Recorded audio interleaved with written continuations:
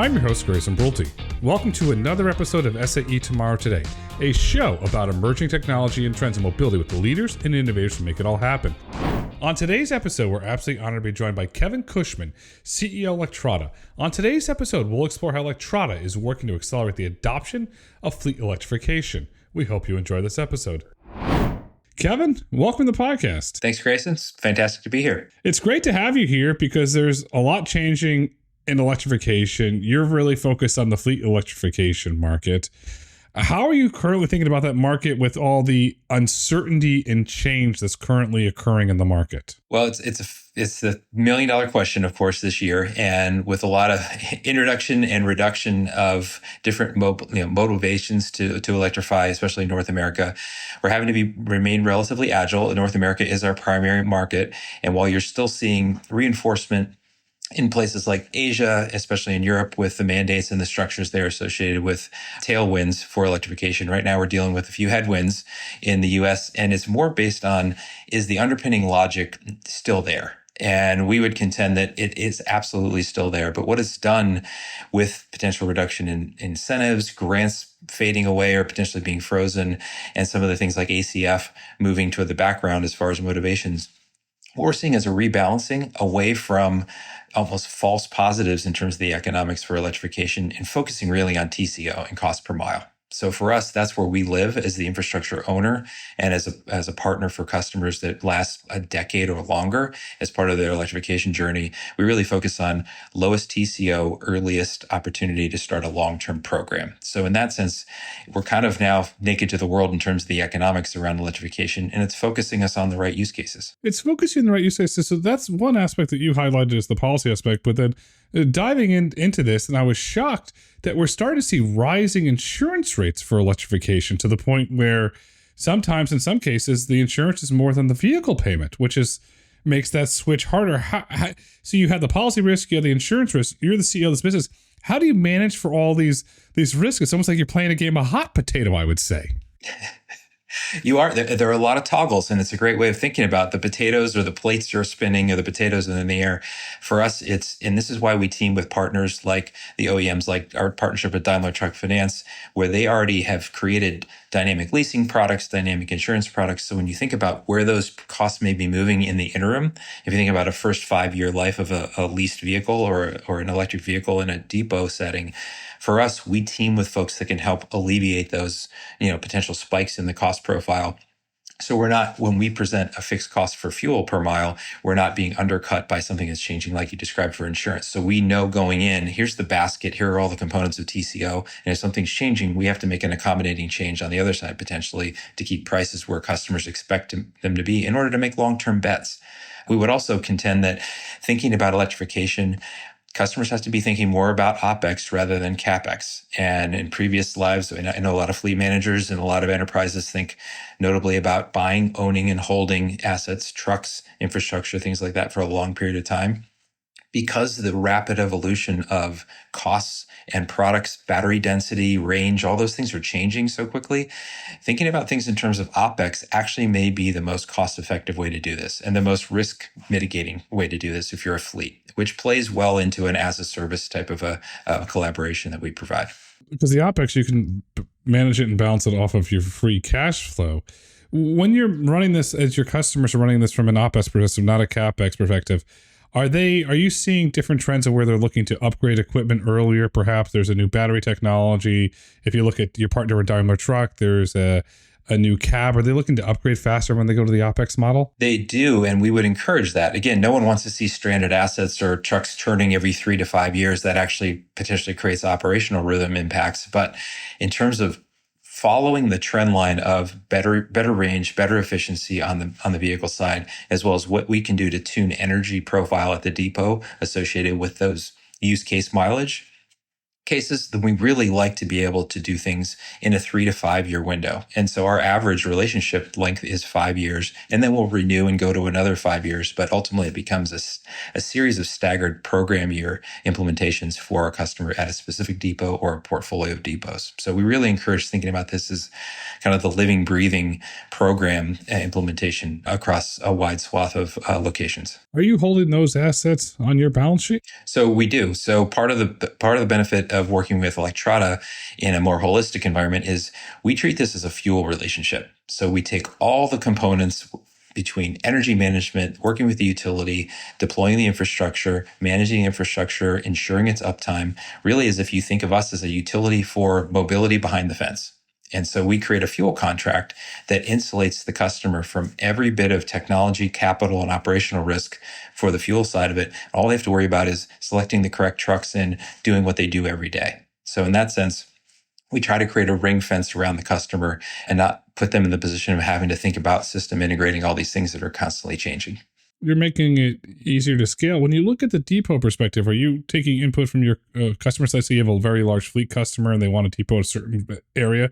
Will you facilitate and buy and operate that depot, or do they have to go to Electrada depot of where you're operating them? We do everything typically behind the fence of the customer. So we're not asking them to really change their operating rhythms at all, if possible. So we'll do something inside a building. We'll do something in a depot or a yard. It's almost always on their own property or the property in which their vehicles currently operate. The idea of asking someone to go off-site or add mileage or non-productive FTE hours to their daily cycles is very difficult. So while those over the road for over the highway line haul routes makes a lot of sense in that regard, we believe 80% or more of the use cases will originate and reside at a depot. And in that case, we really try to retrofit a depot. We operate almost under an easement type of an operation. So we don't buy the depot from the customer. We just get the right to operate, deploy infrastructure there over the course of whether it's a lease or whether it's the course of a fuel contract. You're simplifying it. There's a gentleman I know before he retired at JB Hunt, and they were looking at one of their facilities they had, I believe it was in Montana or Wyoming. They couldn't get the energy. He goes, Grayson, we've tried every which way under the sun to make this thing work because it was a major hub for them. They couldn't get the energy. So if you're taking an existing facility, how do you get the energy? Because your customer is not going to want to bang their head against the wall trying to play nice with the utility. How do you get the energy there to make this work? It's one of the biggest barriers aside from reliability, and we can touch on reliability, but teaming with the utility to understand, do these locations actually fit a viable use case for the amount of capacity, therefore trucks to be served, that the utility can provide, or what would be the timeline for them to be able to upgrade upstream of the facility so that can be accomplished in a reasonable cost environment so the customer wouldn't be asked to subsidize this transition. So we spent a ton of time, and the reason why we built the company around a lot of folks with deep utility experience on planning, understanding what feeders are doing, what load shapes are, how load shapes interact with other load shapes within the utility environment is, if we're looking for 2 megawatts, for example, to serve 50, 80 trucks, we have to understand if A, the capacity is there on the feeder. If it is, how many hours of the day is it available? Can we tune and shape that load so it's a friendly load, a manageable load, a callable load for the utility so they don't view us as a data center block where it's always going to be on and you can do nothing about it. These loads have to essentially live and shape themselves around what the utility can accommodate, which saves them money.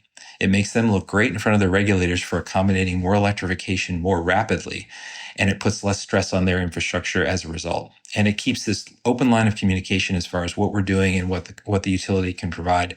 It's a much healthier relationship we found. When you're looking to balance the loads, will you put on-site storage? Will you put microgrids to help balance it? Or how are you load balancing? We will. So anytime that there's a shortage or there's a capacity constraint that's likely to be unresolved upstream that the utility would have a problem providing, or that the fleet itself can't grow into and it'll be capped, say 10, 15, 20 trucks, we'll deploy solar, we'll deploy storage, we can deploy other sources of generation on site. And those are all assets that we would own and we would deploy as part of the overall infrastructure deployment for that customer as part of the fuel contract. And one of the reasons we spent the money we did to build out the Duke Energy Electrada mobility microgrid in North Carolina was exactly for this reason, not just to test gear and equipment. It was to look upstream and determine, because they have solar and storage on site there, how do we play this energy balance game, not just at the beginning, but every hour of the day for the duration of a contract, and test all sorts of use cases and stressors to ensure that we're not introducing undue stress on the infrastructure upstream or downstream. If you look at some of your locations, or where it gets warm in the summer, very hot, you have to manage for the load balancing of all the air conditioners. So you're saving your customers a ton of capex. Why would a customer decide to go build all this out with this massive capex when they can go to your model essentially as charging as a service or charging in a box and get everything managed for them? Why would they go for the other one? Part of it is, and what we found is part of it is cultural, in that customers who are really interested in getting in here, they've assigned a team to do it, and they've empowered that team to go out and give it a try, do a pilot, to put 20 or 30 trucks in place and just see what's there. And at that point, I think there's a fork in the road, and you have to determine whether or not it's worth it to the fleet to be able to have all this infrastructure on their balance sheet, the risk of obsolescence, the risk of technical failure, or just the fact that these things don't work anymore, or out of money 3, 5, 7 years into it. Is that worth having a team of people organized to essentially run an electric gas station? Or if you've learned what you need to learn and you understand how your operational rhythm should adjust if they need to, is it better to essentially team with an expert who can give you perfect visibility and fixed cost associated with that function, and really treat it as the fuel it is? You don't see a lot of fleets buying their own gas stations. Some of them have fuel tanks on site for certain reasons, but you don't see in the broad scope folks doing that. So there's a cultural aspect to it. And then there's also a financial aspect to it, in that some companies are just used to having assets depreciating on their balance sheet, and they just like being asset heavy. Whereas in this case, we would say follow what you see and happen, previously in like the AWS model. A lot of folks built corporate data centers and had a lot of server racks, and they had to take care of cooling and electric and all that. At some point, they said, you know what? We can buy it by the drink. We have a reliability requirement. We have an SLA. Let's do the same thing here. If you look at the AWS model, I was fortunate to spend time with the Amazon folks that built AWS early on, and I'll never forget it. The two first apps to launch on it were PBS Kids and Netflix. And that was the big draw. And then Sony put the Crackle on there, and they did various other things. And then obviously Netflix became Netflix. Everybody knows that Netflix is, over time, built their own infrastructure. Do you see a scenario similar to that, where you incubate, you build something, and then when they get to a fleet of, say, 10, 20, 30, 40,000 vehicles, then they kind of go out on their own, similar to Netflix? Or do you keep that all running on your infrastructure? We're very open to how this model evolves for any specific fleet. And we have optionality in all of our fuel contracts. So if a customer says, hey, this has been great, we've done 20 sites, we've done 50 sites, we have 1,000 vehicles under management, we want to do this and we want to just be part of this logistics electrification play, then that's fine, right? We're here to both deploy high reliability systems, obviously earn money for doing so, but we're here to advance the electrification of this sector of transportation, because it is the messy middle. It is the mucky area. It was very difficult to electrify. We see consumer electrification in the vehicle side happening at 10% plus, and it's going to stay there and grow. We're trying to fight this battle to get the most polluting vehicles to transition, and do so at a TCO that makes sense. You're not asking customers to continue to subsidize the program when it should be meeting a TCO threshold. In staying on that front, there's, for the past, let's say 5-6 years, there's been a common denominator word across the board: pilot. We're going to run a pilot. And then you really look into it. 1 truck, 2 trucks, and now I'm going to get lucky on you, 3 trucks maybe. When do we start to transition out of the pilot phase into the really true, meaningful commercialization phase? I think 2 things have to happen. One is there's a self-awareness journey that a lot of the folks that engage in pilots have to assess and to determine what drove us to the pilot. Was it the virtual lack of capital investment required because there was money flying all over the place? Was it a FOMO impact of, hey, we should try this and just see if it will fit?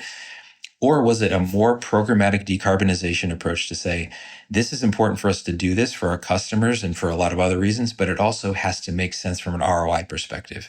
Those customers are the ones we do the best with, because we're meeting them at the program level, determining location by location, region by region, why you'd move in a certain direction, and not necessarily be whipsawed by mandates or other things flying over the wall, or offers of free money, which are great. But I think you have to think about this at the C level, at the financial operations level, at the supply chain level, and determine how this plays a role in your P&L, and to insulate the P&L from it.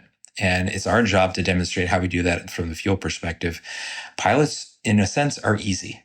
You have a lot of false positives from free money, and a lot of everybody goes and gets it, and it's, headlines. And then when you stop and say, how do I get beyond 30 trucks? And the question is, do you have the team and the cultural desire to do it? And we've seen some that are definitely dedicated and some that are trying to figure this out. And our role is to make sure that they feel like the fuel aspect of it is taken care of. And they have to determine if the trucks that are on the market can serve that role over the course of a multi-year rollout. You have to have the wherewithal to. I remember years ago, Travel Centers America, before they were acquired by BP, were doing the experiment in Ontario, and that team got let go, and then biddity boppity boop. You don't hear anything about that anymore. So you had the customer, you have the OpEx. Where does lanes come into this? Because there's a lot of, when you talk to the traditional trucking community, everything comes down to a lane. Do you see certain lanes becoming electrified over other lanes? And what impact do you think that will have on the adoption moving from pilot to commercialization? We really do. There are things that are leading or should be leading. Interestingly, when we started off a few years ago, we thought the first trucks that were going to be electrified were going to be the lighter duties and the ones that have a little more fluidity and you could get them done quicker, largely L2 deployments on the charging side. But our first customer was doing Class 6 and Class 8s. Partially because of ACF and partially because the HVIP and you had mandates and grants and things like that driving it. Where we see the true 2025 through 2027 leap forward is going to be in the medium duty, the Class 3 through Class 5s. So last mile delivery, step vans, commercial, service vans, service fleets, vocationals, mileage in the 150 mile daily use case or lower, where you have great opportunities for TCO parity in most of the country, not all of the country, but most of the country. And we think about that from cost of power, cost of labor, the installed cost of a long-term relationship in a fuel contract. So we think that through Class 3 to 5 area is the place that we're going to shine in the next 2 to 3 years, while range expands from the Class 6 and Class 8s, reliability continues to expand, and we start seeing the costs of those vehicles come down. Because right now, we believe they were sort of priced in North America with the expectation of an offset from a grant. Those are no longer available. So now you're way out of the money on a landed cost per kilowatt deployed or per mile driven. So that delta has to be brought in. How large is the Class 3 to 5 market from a U.S. perspective, not a global perspective? Is it pretty large? We think there's about 1 million or so vehicles that are eligible in the commercial vehicle deployment in those classes that we think are within 10% of TCO parity right now.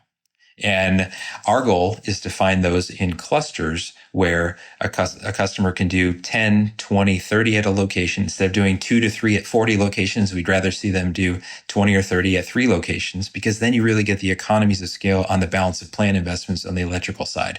And if you're taking that approach, now you really get a sense of what the future of an electrified depot looks like. So we have great customers, Ferguson Enterprises, Red Bull, others that are taking this clustering approach. We really encourage that. Despite the fact that you like to democratize the experience, it's really important to wring out and optimize the cost per mile from those first few deployments. So you can start teasing the C-suite and the executives who are going to take responsibility for this. Here's what you should expect when this gets to 60, 70, 80% of the fleet at a specific depot. Some of those 3 to 5 class vehicles operate as reefers. And speaking to some of the individuals that own reefers, they're concerned about the range anxiety. Oh, the reefer's going to take away the range. No matter how you try and explain to it, I've been doing this for 30 years, son. Okay, yes, sir. I'm not going to argue with you. Are you seeing any adoption in the reefer community in those class of vehicles?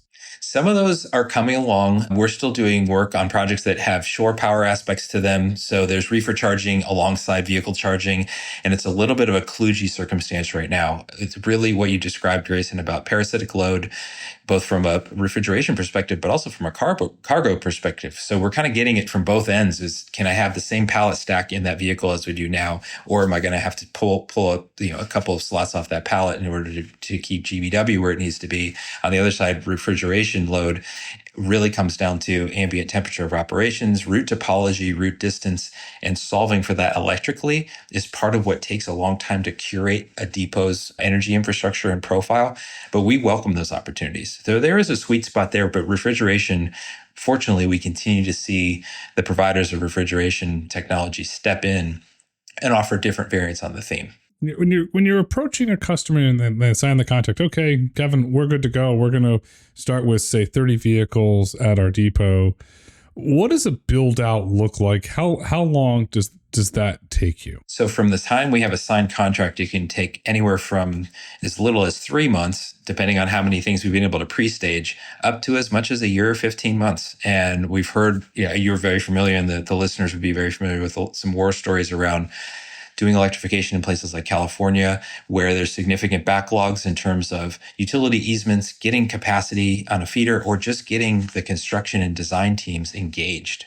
And part of what we do to disarm that issue is what we described earlier as being really robust about sharing what the load shapes look like, how we can manage them, how we're a partner, and how we're going to have great visibility into what that electrification profile looks like on an ongoing basis. So we can nominate a goodie bag of intelligence back to the utility that has a chance to promote us in the queue a little more, to say, hey, this is a load we can work with. It's not going to require us to do a lot of upstream work, saving us money, saving us time. So it's a wide range. Some of it has to do with permitting authorities and their own backlogs and the things that they're seeing. And some permitting authorities, outside of California, the Northwest or the Northeast, they haven't seen a lot of electrification proposals hit their desks. So some of them are doing this for the first or second time, and it's really continuing to work through the process and allow them to understand that this should be considered nothing more than just a behind-the-fence electric distribution project. The unfortunate part is, you've run into this many times, it's the hurry up and wait show, which is not very nice. There's certain progressive utilities in the country, then there's certain, I'll call them traditional utilities. Overall, how are utilities thinking about electrification? Are they embracing it and saying, aha, like NextEra Energy for a long time, this is a growth market before they had all their issues. But are they starting to think about this as a growth market? Or are they just saying, okay, I've got 3 years to retirement, 4 years to retirement, we're not going to move very fast? Well, you're inviting an old utility guy to be hyper cynical about his, homegrown level of enthusiasm, but so it is all over the map. I think the underlying premise here is that if you're an electric utility, you win. Every time something's electrified, you have a franchise monopoly structure in which the more you deploy in terms of assets in the ground that's serving a load in a prudent fashion, you will generate return. There's nothing more secure than a utility return profile when you're doing things the right way. That said, there is a continuum of who jumps into the soup and says, hey, we're going to try to get as much of this going as possible. And a lot of times you see that with the municipal electrics because they see this as an overall good for the city. So you think about munis like Austin or Austin Energy or Seattle City Light or some of the larger munis who say, we're going to try to electrify transit. We're going to try to use this as a badge of honor for what makes our city more welcoming to cleaner energy and more use cases behind the electrification banner, whether it's mobility or just fixed site electrification. So they tend, and they also sit right next to the permitting authorities. And so there's a lot of things that happen there, and a lot of the good news travels in a tight circle. When you get into the investor-owned utilities, you're definitely dealing with multiple folks that touch things, but in some cases they may have more experience in having energized or electrified use cases similar. So of course the California utilities are probably the most experienced, but they are the most burdened. And that's where you really have to navigate the teams and make sure you're giving them what they need to promote your project. There's a reason why in the board game Monopoly there's a thing called utilities, and you want to own them. That's right. $250 a pop. It never changes. It's very visible. It's the widows and orphans stock, right? It always used to be that blanket of security. But that's a good thing. You want that level of security, and I think there's a wave of dread coming over the electric utility market saying we're never going to be able to handle all these electrification requests from data and AI and all this. And you see a lot of interesting models coming out from that perspective. Google and Microsoft actually functionally deploying assets on their own behalf to do home runs to their data centers. I don't see that necessarily needing to happen in the mobility space unless you get to really 5-10 megawatt implementations. But new models are emerging. I think there's more flexibility with utility commissions to allow for these collaborations to occur because they want to see the load move. No one wants to see more diesel soot in their atmosphere, and no one wants to see trucks stalling on the highways or just school buses idling in front of schools when it can be done a better way, when there's a better fit. So I think we'll get there. Interestingly, a lot of this happens at the locational level where you're looking at a specific spot, a specific depot, and a specific feeder that may look beautiful from one perspective, move it 10 or 20 miles, and it's a completely different set of math. And that's really what makes our job fun, is we get to kind of pick and choose how we construct this program for customers. When you're constructing it, we know, because you're a former utility gentleman, they're stable. But then on the hardware side, for a long time, there was no stability in the hardware. And then from a consumer standpoint, when I had a certain EV, I would go and charge would be broken. I have a different one. It works. How do you ensure that same stability that you're getting with the energy for the hardware aspect? So when you're operating this, you have the uptime and you have the reliability where at the end of the day, you're building that trust with your customers. You can only do it by testing everything you deploy. So in our world, nothing goes into the field in production in support of a commercial relationship if we haven't tested it at our Mount Holly deployment center in North Carolina. We do hardware and software interop, which is really important when we have a need to optimize energy intraday and for multiple days at a time. So, and those handoffs and support, since we own all of our support in response to any kind of blips, and we own a 99% plus reliability guarantee in our contracts, we have to know that that connection between software and hardware at the EVSE level is secure. Upstream of that, we have to ensure that the vehicle interconnection with the EVSE works. So when a vehicle manufacturer is pushing a firmware upgrade, or the EVSE manufacturer is pushing a firmware upgrade, we need to know about it. We need to have tested that. We need the release notes. We need to treat this as if you're deploying something to a set of servers in a location that's going to impact every piece of code running on those servers.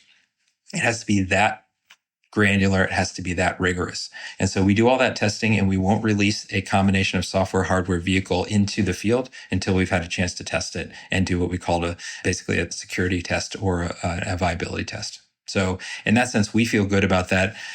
It's been a mixed bag, though, in the EVSE world, as far as when you publish a spec, does what you actually ship deliver that spec?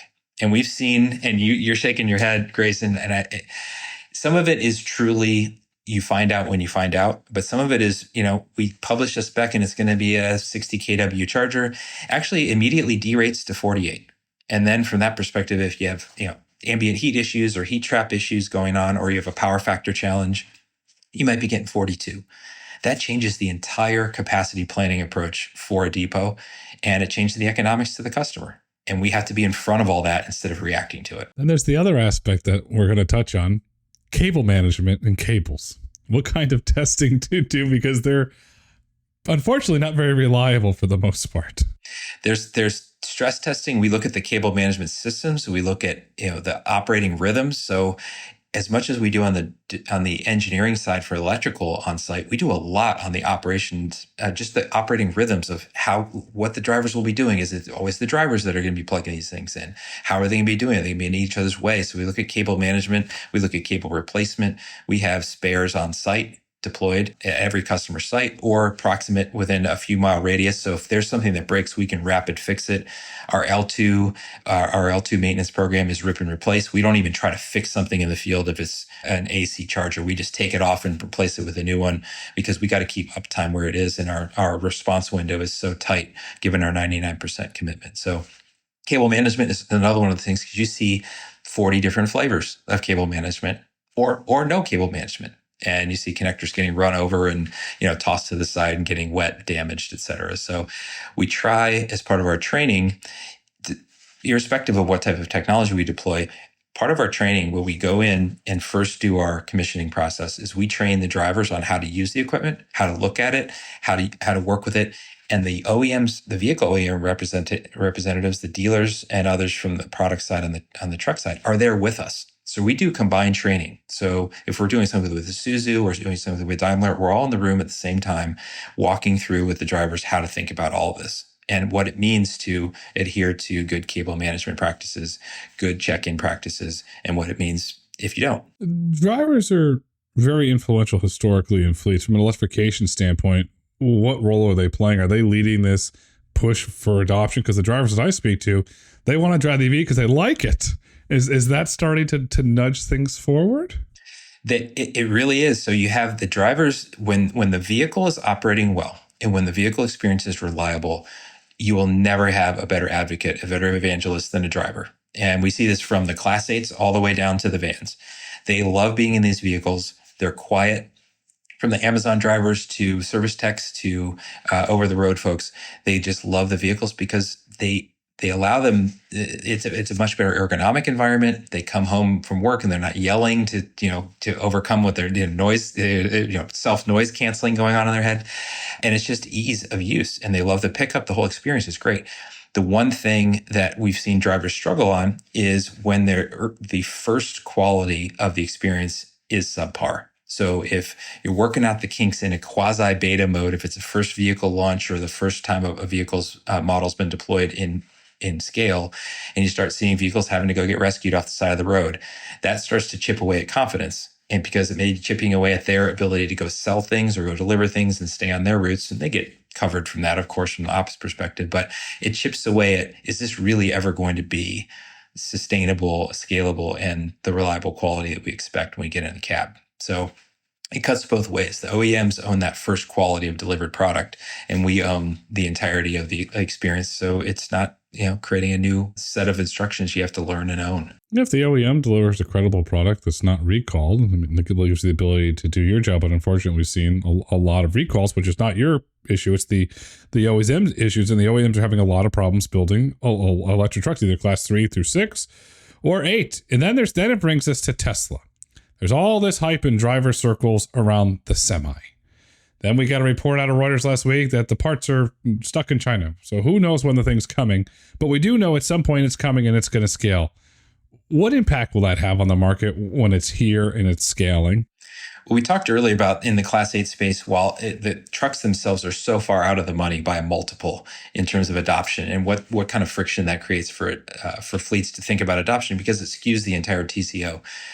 The most encouraging news out of the Tesla deployment, not just that there's another option and it's coming from a company that has the wherewithal to scale it and deliver it to the customer, and the proof, maybe with the Cybertruck set aside, the proof and quality of a delivered product has always been pretty strong with Tesla, is that the price point is getting really close to where they need to make decisions. And we're hearing things, sub 300,000, and there's rumors all over the place. Nobody's put a sticker on it yet from what we've seen, but the more Tesla can apply pressure to that first cost of ownership, whether it's a lease or acquisition, that's a good thing from our perspective. And that gets everybody aligned to, maybe we should start pricing at diesel parity or as close to diesel parity as we can, recognizing that our production lines will only scale when the adoption scales, and adoption is only going to scale when you can remove that barrier. And you're not asking someone to have a huge cost up front with still a to be determined residual value at the end of the first life.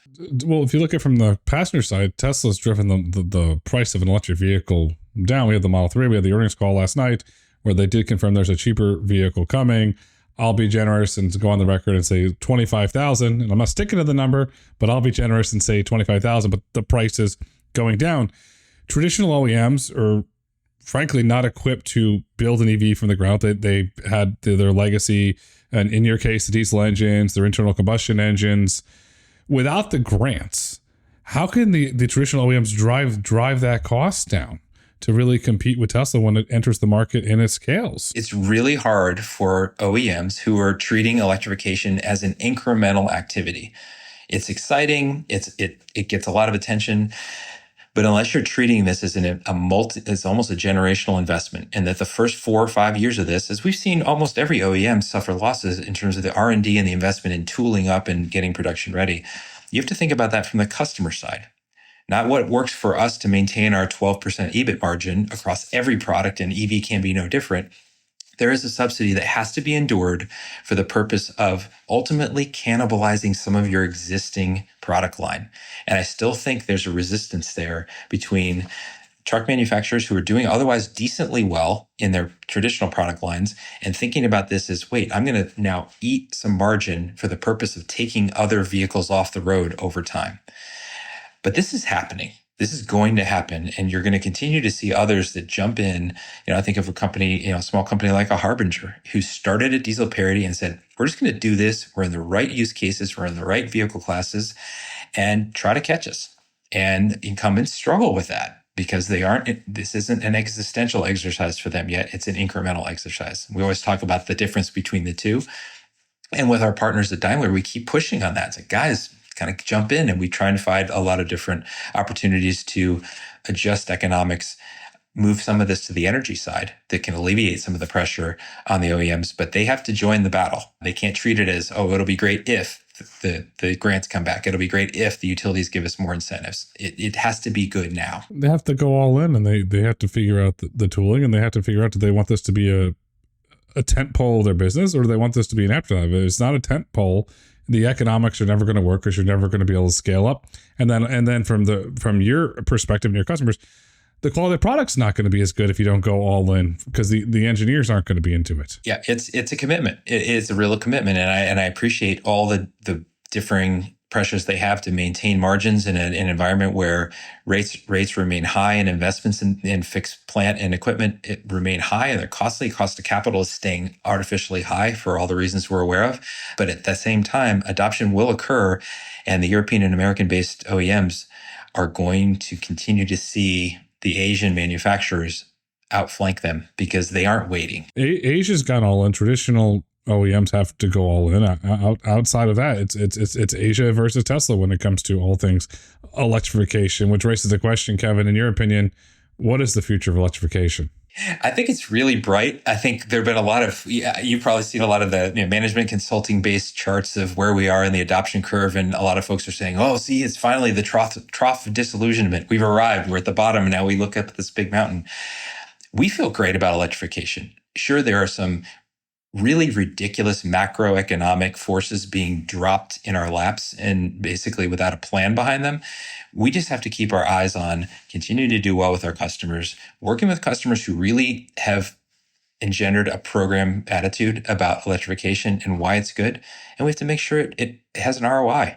This is sustainability only lives with an ROI now. And I think we're now in that position, and we feel great about that. And when customers repeat and expand their programs with us, we think it reinforces that the model we've selected to ring fence our customers' risk profile and pull that risk to our side of the ledger is a good play. Customers are looking for others who are experts to take the risk. Don't leave them at the 5-yard line. Don't ask them to do this really hard thing themselves where we just sell you something. We don't make money on any of our relationships until the very last year or two of our contract.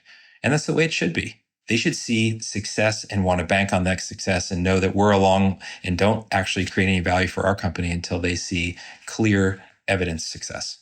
At the end of the day, electrification is a business, and Electrada's building a business with that in mind.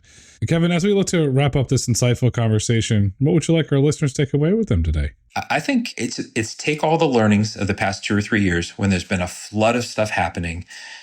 Really look at your organization and what you're trying to impact, and not try to do too many things at once. Think about the most viable use cases economically and lead with those. Everything else falls in line if you can go back to your CFO and say, you know what? I met our cost per mile. I'm not introducing additional risk. It folds into how we operate. Let's win here first. You get a lot of elbow room for future decisions based on winning with reliability. And ultimately, it's do things perform. Focus on folks that perform and will be willing to put their own financial wherewithal behind performance rather than trying to sell SKUs and move down the road. If you're presented with someone that is not going to go away, those are the people that are going to be there when things get tough and show up when you need the help.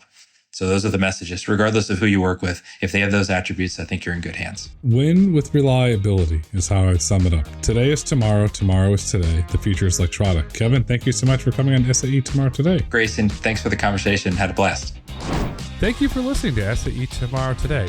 Be sure to join us next week as we discover how SAE's new J3325 standard is advancing battery pack safety through smarter venting design. SAE International makes no representations as to the accuracy of the information presented in this podcast. The information and opinions are for general information only. SAE International does not endorse, approve, recommend, or certify any information, product, process, service, or organization presented or mentioned in this podcast.